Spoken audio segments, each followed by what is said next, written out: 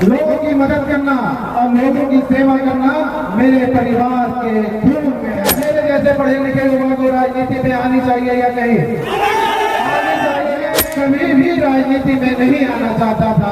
मैं करीब 20 वर्षों से अपना बिजनेस कर रहा था और 20 वर्षों की कठिन मेहनत से मैंने बिजनेस की दुनिया में एक अलग पहचान बनाई। आने वाले समय में हमारी जितनी भागीदारी है उतनी हमारे हिस्सेदारी कैसे मिले उसके लिए हम लड़ाई लड़ेंगे। गरीबों के लिए, अपने अल्पसंख्यक लोगों के लिए दूसरा जगह बनने के लिए तैयार हो।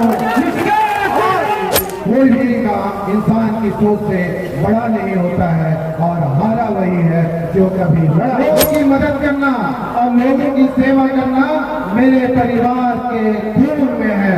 मैंने बचपन से अपने परिवार के लोगों को जनता की सेवा करते देखा है और यही वजह है कि पिछले 5 सालों से मैं भी समाज का सेवा कर रहा हूँ, खासकर शिक्षा के क्षेत्र में। असल में मैं ऐसा मानता हूँ और मुझे ऐसा लगता है कि किसी भी समाज को मजबूत करना हो तो शिक्षा का मजबूत होना बहुत ही जरूरी है। शिक्षा समाज की नींव होती है और जो समाज शिक्षित होता है उसे तरक्की करने से कोई नहीं रोक सकता है। शिक्षा वह ताकत है जो समाज को बदल सकती है और उसे सशक्त बना सकती है। इसलिए पिछले 5 सालों से मैं समाज के लिए शिक्षा के ऊपर काम कर रहा हूँ ताकि आने वाले समय में हमारा समाज एक मजबूत समाज बन सके और एक सशक्त समाज बन सके। पर साथियों, किसी भी समाज के लिए सिर्फ शिक्षा का मजबूत होना ही काफी नहीं है। जैसे शिक्षा समाज को मजबूत बनाती है वैसे ही राजनीति समाज को दिशा देती है। राजनीति वह ताकत है जो आपके अधिकारों की रक्षा करती है, आपके हक को सुनिश्चित करती है। इसलिए आपका भाई राजनीति में आने का फैसला लिया। साथियों, आज मैं आप लोगों के बीच अपने दिल की बात, अपने मन की बात कहना चाहता हूँ। मैं कभी भी राजनीति में नहीं आना चाहता था।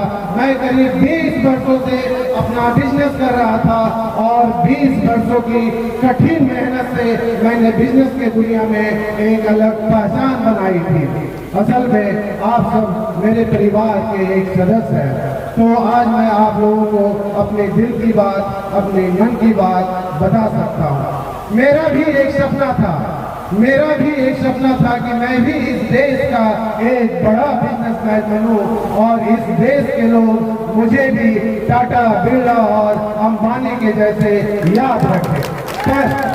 पर जैसे जैसे मैं समाज के करीब आता गया, अपने समाज के लोगों से मिलता गया, अपने समाज के लोगों के लिए काम करना शुरू किया, तो मुझे यह एहसास हुआ कि किसी भी समाज को मजबूत करने के लिए जितना बड़ा योगदान शिक्षा का होता है उतना ही बड़ा योगदान राजनीतिक का भी होता है।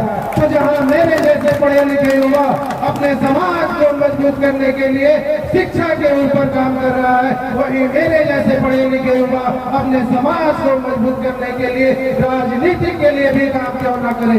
साथियों, आज जितने भी लोग यहाँ पे बैठे हुए हैं, मैं आप लोगों से एक सवाल पूछता हूँ, क्या मेरे जैसे पढ़े लिखे युवा को राजनीति में आनी चाहिए या नहीं? आनी चाहिए या नहीं? आप लोगों का जवाब हाँ या ना?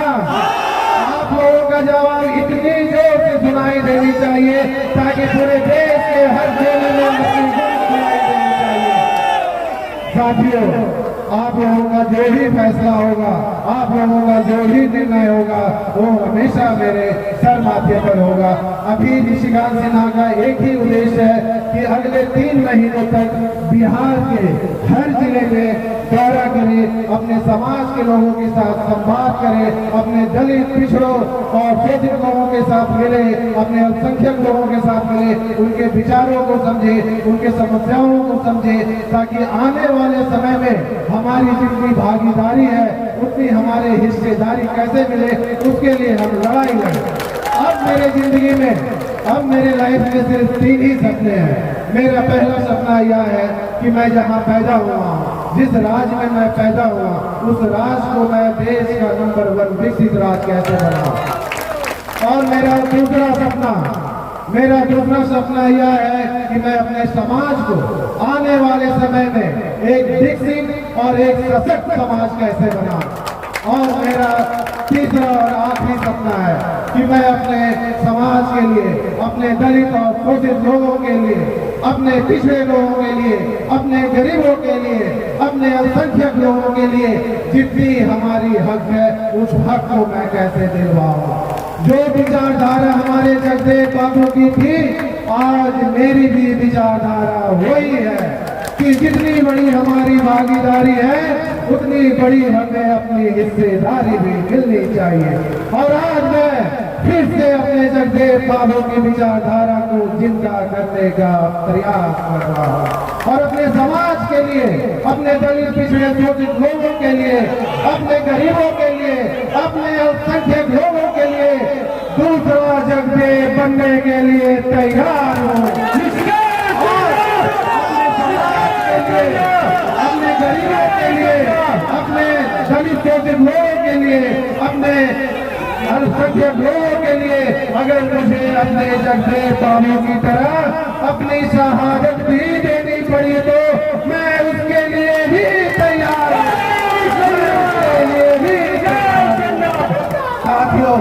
साथियों मैं अब अंत में बस यही कहना चाहता हूँ कि कोई भी काम इंसान की सोच से बड़ा नहीं होता है और हारा वही है जो कभी लड़ा नहीं है। आप लोगों का इतना प्यार, इतना सम्मान जो मिला, मैं आप लोगों का हमेशा ऋणी रहूंगा।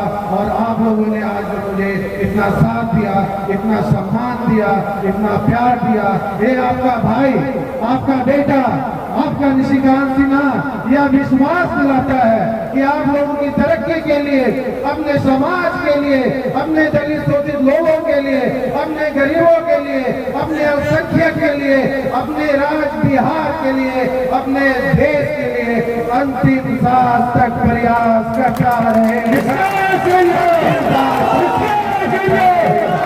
जय हिंद, जय बिहार, जय सम्राट।